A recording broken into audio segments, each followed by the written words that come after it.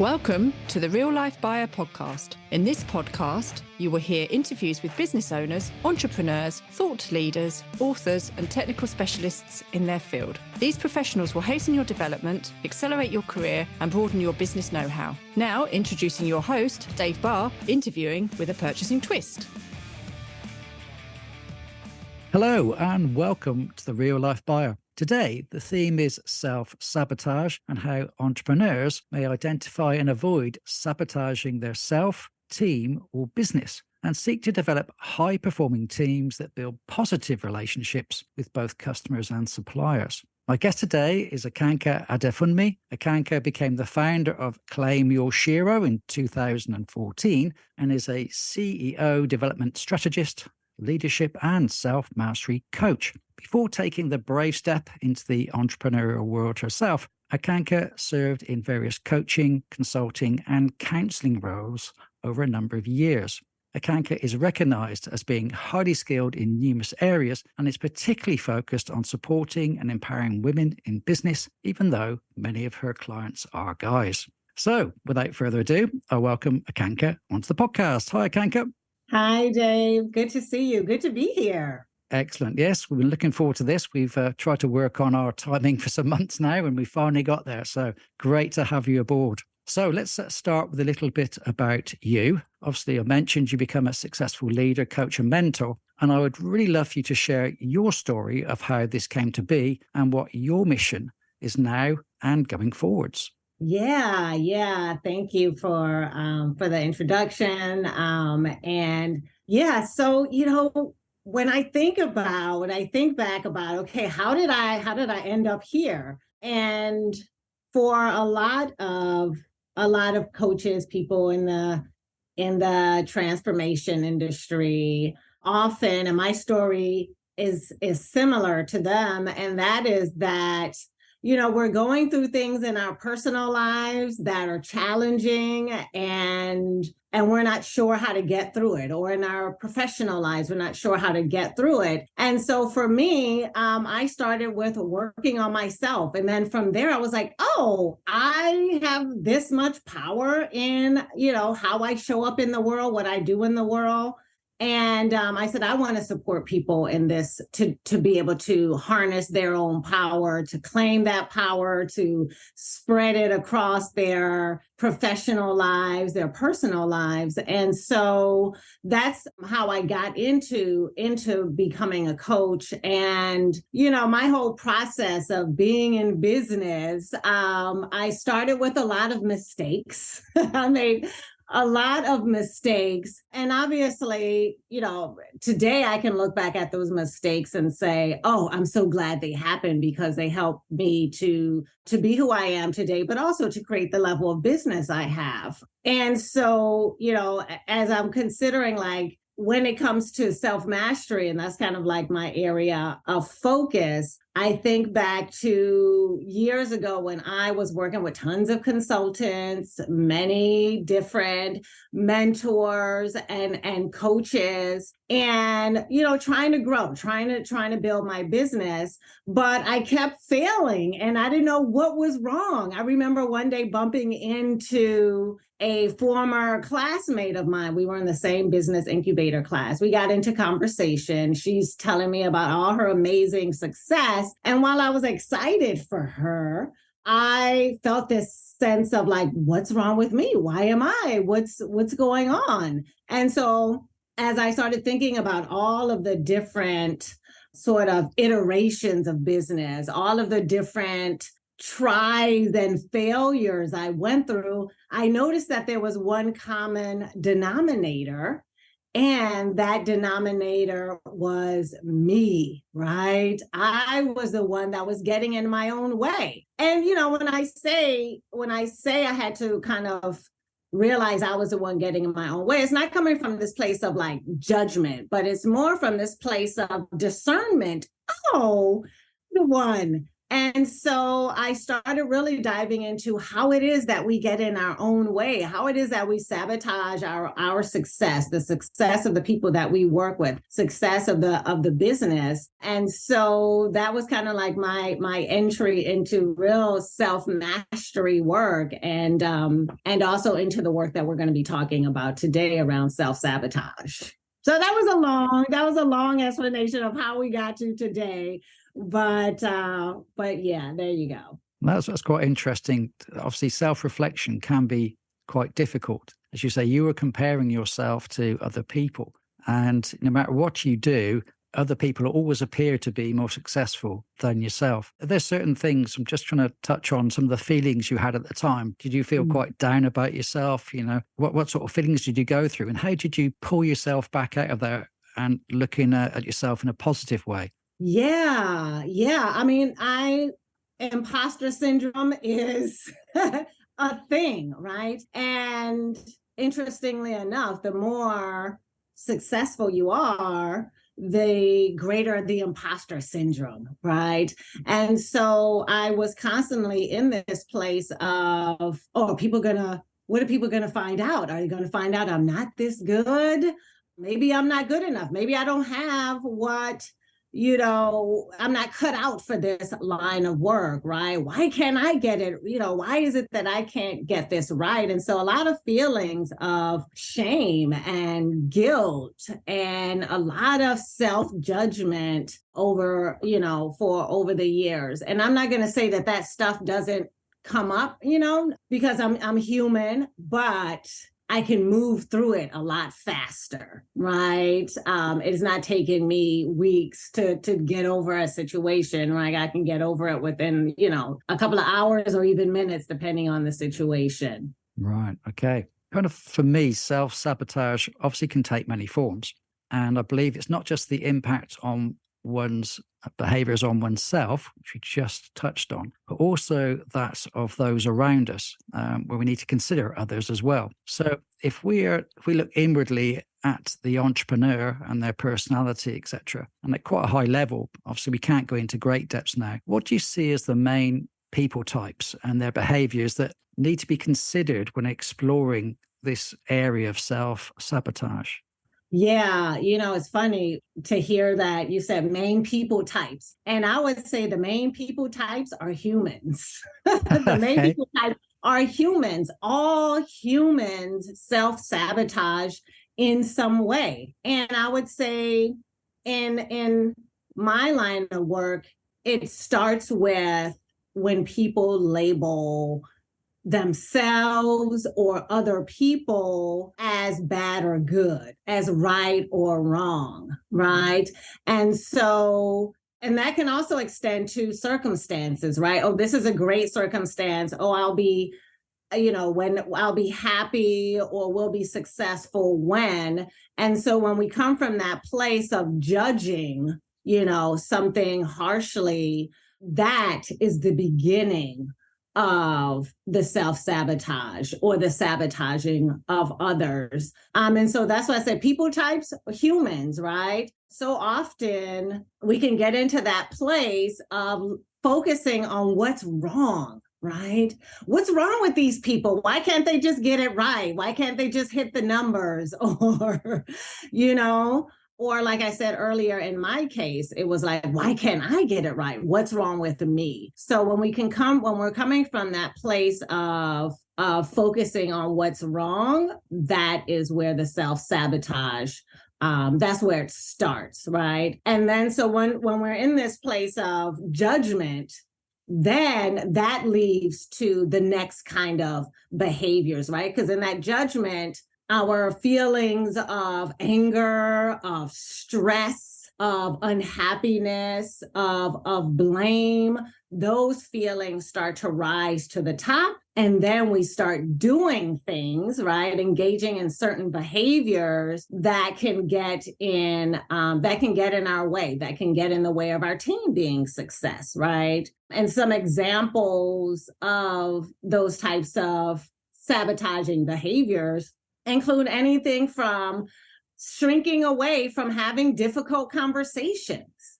right? Putting off tasks that we deem, this is going to be hard, or this isn't going to be fun, or what have you. So shrinking away from doing that, the need to take control of all the pieces and have it be your way, that can also get in the way. That can also sabotage. I would also say for some, I work with a lot of experts and highly functioning people, and sometimes for some of those leaders, they can be overly focused on external success, right? Does my life show that I am successful? What will people think if I don't show up, or if I don't have a certain thing, or I'm not living in a certain place, or I don't have all of the material things, right? So they can be overly focused on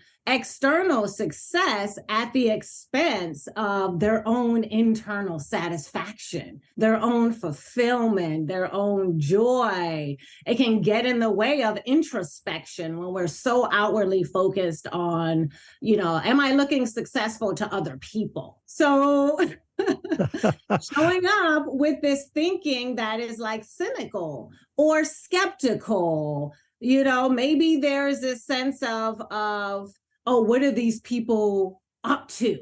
And so they approach things from the attitude of cynicism and skepticism, right? And then you have those people who are people pleasers. They just want everybody to get along. They want everybody to be happy. Ultimately, there are consequences to people pleasing. And so there are a lot of other ways that we can get, that leaders can get in their own way, ways that they can hinder the performance of their team as well. And these are just some of the ways. Yeah, it's quite interesting. I'm just reflecting on your comment about somebody who's quite successful.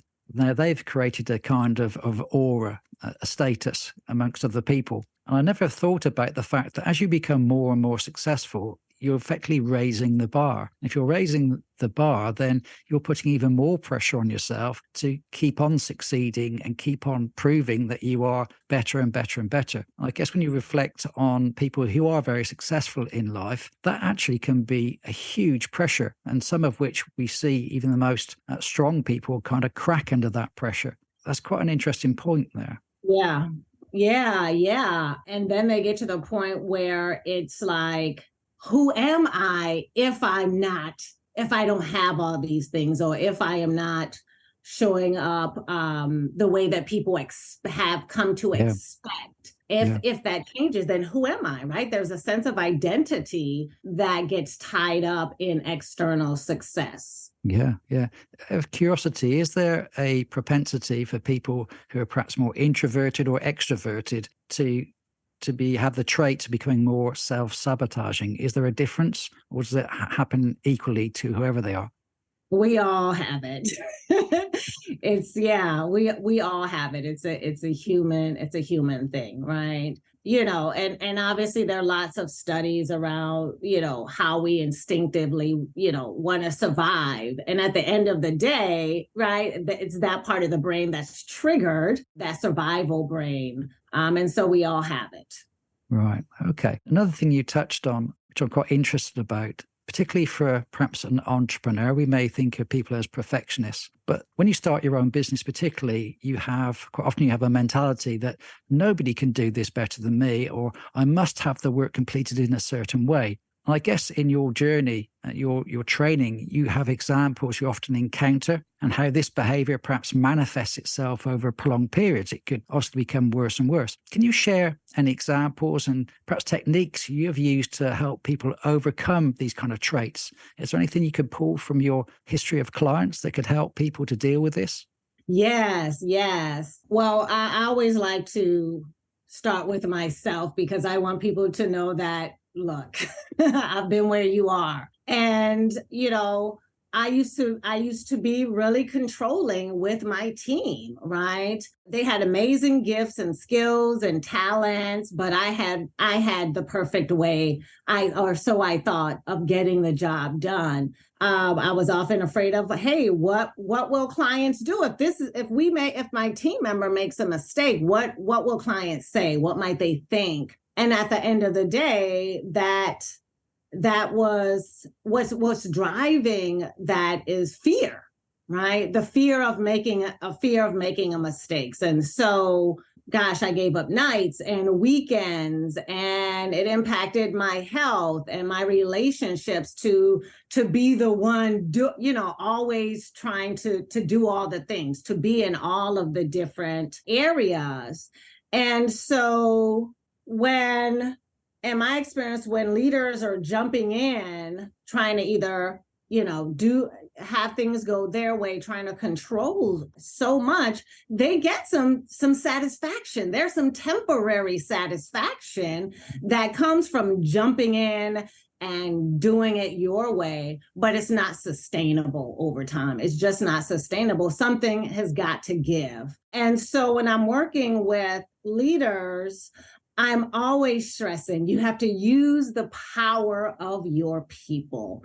Use the power of your people because it's mutually empowering. It's mutually empowering. They're getting something out of it, and the leader is getting something out of it. Often, their time and sometimes their sanity back. And so when it comes to, let's talk about delegation. When it comes to delegation, it really supports the growth and development of your people, right? And increases their confidence, your trust in them, and their sense of accountability. And so when we think of delegation, I'm always asking about three things, right? And this is what I coach people to kind of focus in for themselves. And that is capacity, capability, and diversity, right? Capacity. You can only do so much in a day, right? And so delegation allows for more time. Capacity is about building trust and skills and empowering your team, right? And so over time, that creates that sense of accomplishment, contribution, and confidence that you want in your people. And then there's that diversity, right? That lends to a lot of different perspectives on how to do a task. There's so many different ways, right? And so I'm coaching them around these areas, but it can be difficult, right? It can be difficult to let go. And so there are two main obstacles that I have people take a look at. And the first one is time, right? When you're delegating, right? When you're delegating, taking time to clarify and provide feedback, right? You have to clarify and you have to provide feedback. So we're looking at the complexity of the task, if you will. What experiences and skills are needed, right? Are there deadlines involved? So really looking at making sure that you're taking time to set those expectations and also give feedback. And then the second really important obstacle to get over has to do with trust, right? Trust and letting go, right? Letting go. But here's the thing. Here's the exciting thing is that you don't have to give up total trust. You don't have to give up total trust. You can, total control. You can have control without being controlling, right? And so I coach people around, setting clear consulting expectations, right? So when is it that you want progress reports? What do you want in those progress reports, right? Decision making, right? Who can make decisions? When can they make decisions? If there's a, $25,000 decision that needs to be made, are you okay with someone making that decision or not? So when is it that you want them to it's okay for people to make decisions without you, and when is it not? And so again, it's about using the power of your people. They're there. So many leaders and managers put so much on their shoulders, so much on their plate, and share the love. I'm about share the love, because people want to grow, they want to learn. And this is a way that you can support them to learn and grow and develop. And then at the same time, free up some space and time for the big things that you need to work on as a leader. Yeah, some great things you've mentioned there. We all think of, I should say, the micromanagers who constrict people, who, as you say, make people fearful of making a mistake. You're not going to meet their standards. And by definition, when they try to have a go at something and they fail or perceive to fail, then they don't want to try again. And so their own self-motivation, their confidence diminishes. There's interest in you talking about those parameters. It's a little idea that's popped into my head. For those people who find it very difficult to let go, some of the things you were describing there kind of built for me some parameters that people could say, how much am I willing to let go at the moment? And you almost set yourself a target. And then is a way of helping for them to move those barriers is to recognize the limits and parameters they put in place, and then gradually say, I'm a bit more confident now. I'm happier this person is growing and developing. I'm going to let some more go. I'm going to move the target. I'm going to move the benchmark. And if you keep doing that on a regular basis, they start to see the benefits of your relinquishing that trust and that faith in what they do. And perhaps the person who's giving that away can do it in a measured way where they feel comfortable they're releasing in a controlled manner. Does that kind of make sense? Is that a useful analogy? Yes, definitely. And that speaks to, what's the complexity of this that's involved? What's the skill level? And then those deadlines, right? Yes, that definitely, that makes sense, right? Because the way that trust and confidence are built, that's built in action, right? It's in action. It's not just going to magically happen. And so, letting go, measurably letting go is key to building that trust and that confidence. Yeah, it feels to me you're almost creating an opportunity for yourself to be successful by seeing that person's developed a little bit more. And so that gives you a pat on the back for letting go in that respect. So you both win. The person wins because they've got more control. They perceive to be more valuable to the company and the person. And equally, they themselves who have let that control go a bit have said, actually, I made a good choice there. And this person's developing and our relationship's improving and everybody's a bit happier. So, that's really interesting. So I'm just seeing there's some positive activities there that you can do, and that will help to gain, hopefully, consistent business results. That's for me is important. Great. Now, that's really good. Now, I'm thinking about customers now, and usually we've all got a choice when purchasing products and services. And this suggests that there are certain practices, policies, and behaviors that can make a business stand out from the competition, be that in a negative or a positive way. So when you coach the leaders and team members that you do who are running the businesses, how do you help them consistently deliver great customer experiences? It's essential that customers feel valued and empowered. Sometimes we can all walk into a shop and feel that, the assistant's not interested in me. These behaviors are wrong. So what sort of things can you do to really help the business move forward and help the people develop? Yeah. So what comes to mind, I often work with a lot of different types of professionals, but attorneys come to mind in this situation because they are highly analytical, they're data driven, their job is to focus on worst case scenario. And so they can often be focused on the rational side of things. Yet their customers are not always similar in their perspectives, right? And so when I think about the customer experience, people want to be seen, they want to be heard, they want to know that they matter, Right. And so that's about building relationships, right? Focusing. And so when I say building relationships, it's focusing on how can I strengthen my interaction with this individual or with this organization, so that there's a feeling of being seen, heard, and mattered, versus what can I get? What can I get out of these people, right? And so my coaching is always around get curious, ask a lot of questions, and really listen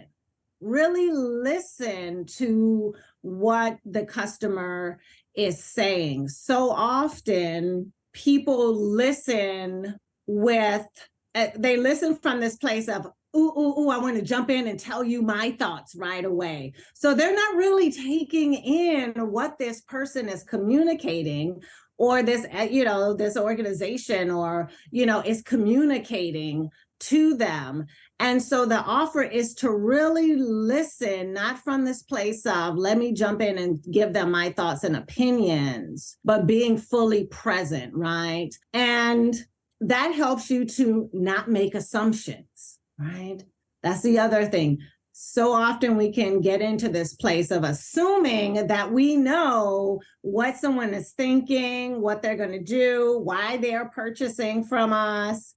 But if you haven't asked the questions, then you're making assumptions. And we all know, if you break down assumptions, what we say that means. Yeah.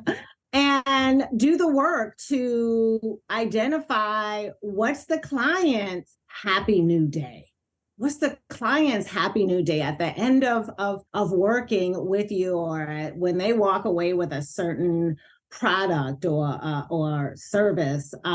What's their happy new day, and how can you support them in making that happen? Yeah, some really interesting things there, again, that come to mind from you saying those things. So I love the fact that you're saying to people to listen. So don't try and sell them something, because it may not be what they want. Listen to what their problem or their need is, and try and serve that problem or need with a solution. So I guess in your case, when you're helping your clients, you're helping them to think about, process the interaction, that relationship, develop the relationship with the customer, so that they really do understand what the need is and they fulfill the need. Is that right? Exactly. Yeah. Exactly. Okay. Now I'd like to flip that to another angle and say, if you're on the buying side, as I often am, and obviously you're trying to build a relationship, this can be quite difficult. That sometimes you have the power because you are bigger than the supplier, and so you have the leverage. And conversely, there are times when actually the supplier is way bigger than you. They've got the leverage. And so you're in a difficult position. You're saying, okay, I can't dictate things. I don't have lots of money to spend. I don't have the power in this situation. But you need to build a relationship and build a balance where you want them to work with you. So I'm just trying to think of what would be your advice, what would be the key ingredients to try and build that form of mutual support and understanding from the perspective of a buyer now with a supplier that's perhaps bigger and more powerful than you? Yeah, well, as a coach, my job is to ask questions, right? Yeah. To ask questions. And so you said the word relationship, and so I'm going to go there. And so my question would be around, what does a strategic partnership look like for when you're coming from the buyer side? What does a strategic partnership look like, and how open are you to collaboration? And what does collaboration look like, right? I would ask questions around what's your attitude or your approach about an open exchange of communication, an open exchange of information. What's your attitude or your approach when it comes to coming up with suggestions together, right, to solve problems, to create better processes, right? And so it's really looking at this idea of creating a strategic partnership with with each other, right? So that both sides, so it's a win-win situation. So that's what comes up when I think about, the buyer side of things. Yeah. Is that helpful? That's really good, because I love those words. So we're talking about listening, building relationships. The word collaboration is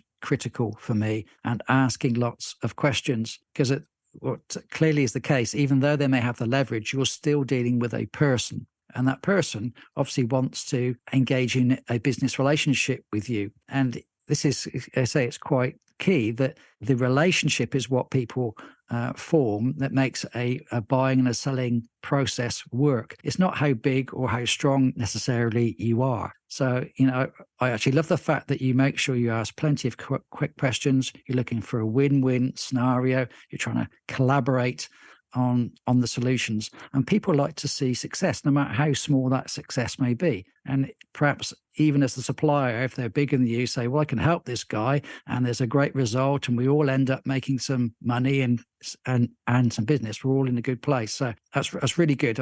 I'm pleased you said some key words there for me. That's great. Yeah, and I'm appreciating that, you said we're dealing with people, right? And sometimes we can allow the business to get in the way, or the organization or the size, or to get in the way, and have that front of mind. But if we're talking with people. We're not talking with machines often. And even behind the machines are people behind that. So if we can look at this and come from this place of, person to person, I want to get to know you, and I want you to get to know me. And guess what? In getting to know each other, we're going to find out what really matters to one another, and co-create something together that's going to serve both parties. Yeah, that's right. I love the thought of everybody likes to play puzzles. Goodness, how many apps are on people's mobile phones where there's different games we can all play, and we all enjoy the successes. So you can always think about the relationship as being a puzzle that you're both trying to solve. And when you get to a solution, everybody's happy. You've got a great result. If anything, it spurs you on to go to the next level and the next level, as we all do when we play in these games on our phones, etc. So I think it's getting those wins, getting the successes, sharing the joy of an achievement are so critical to relationships. Brilliant. Okay, I'm conscious of your time because I know you have some key appointments for later. Now, people are hearing lots from you now. There's lots of good information here. Where should they go to find out more about you and your work? What's the best websites and social media locations? Yeah, so my website is my first and last name, akankeadefunmi.com. So you can go there and find me. So far, I'm the only one in the world with this name. Yay. So Unique. You can go on LinkedIn. You can find me on LinkedIn, and multiple other social media places. But go to my website, check me out there. And I'm often posting something on LinkedIn as well. Brilliant. Okay. Now, an area that I've spent a little bit of time on, and I'm hearing more and more people discuss, is emotional intelligence. And there's been quite an interest of this. And rather than thinking about IQ, we're talking about EI or something like that. Some people refer to it as EQ. Now, I'm keen to hear your thoughts on emotional intelligence, and if you see this skill being developed and applied more going forwards, obviously to benefit interpersonal relationships, what we've just been discussing, not only from a personal perspective, but obviously from a business perspective, and avoiding both sabotaging relationships, but enhancing those relationships instead. So where are your thoughts about emotional intelligence and how people can develop those skills? Yeah. So emotional intelligence is critical in leadership, is critical in business, obviously in relationship building. And we can often get in our own way, right? And so the word that comes to my mind is empathy, right? Starting out with that self-empathy, because when you can say to yourself, wow, okay, I'm having a rough day, but you know what? I'm going to be okay. I'm going to get through this. and also check in with, what is it that I'm feeling? When you can have that self-empathy, then it allows you to be more empathetic with others.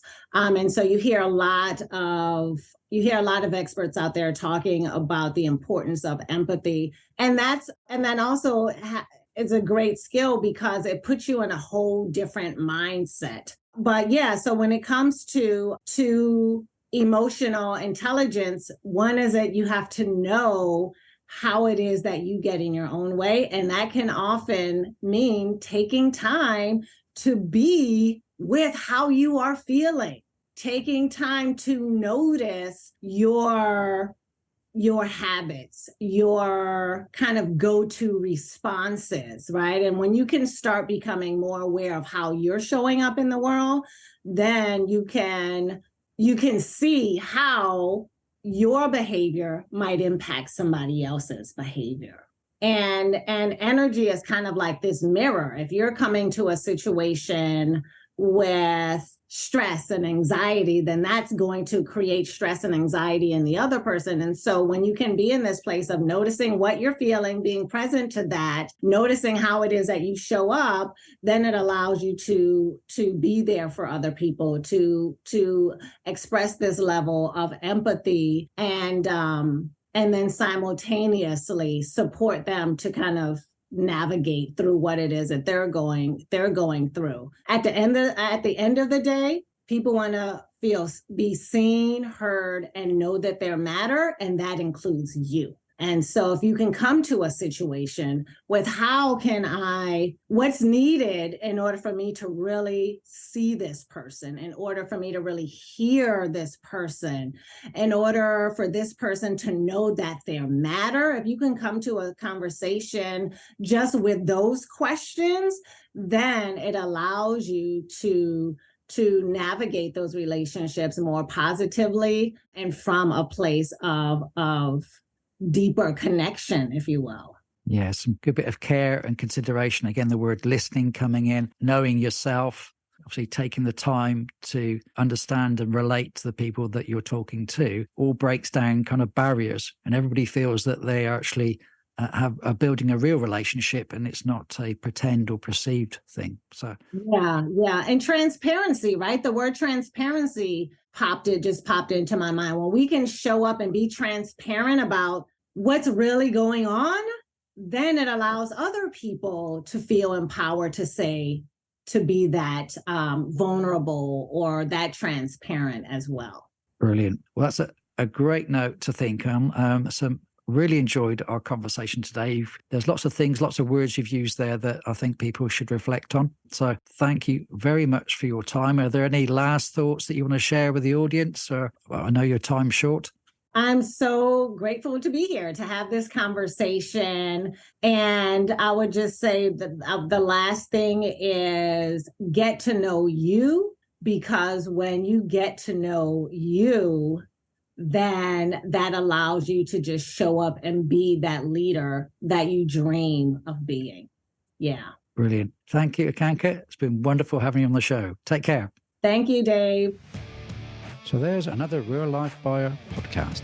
I do hope you enjoyed it and it's given you some ideas and inspiration for greater action and achievement. If you are a purchasing or a supply chain professional, business owner or director, come and join my Facebook group, the Purchasing and Supply Chain Community Hub, a safe place to engage with like-minded, friendly people. See you soon. Bye.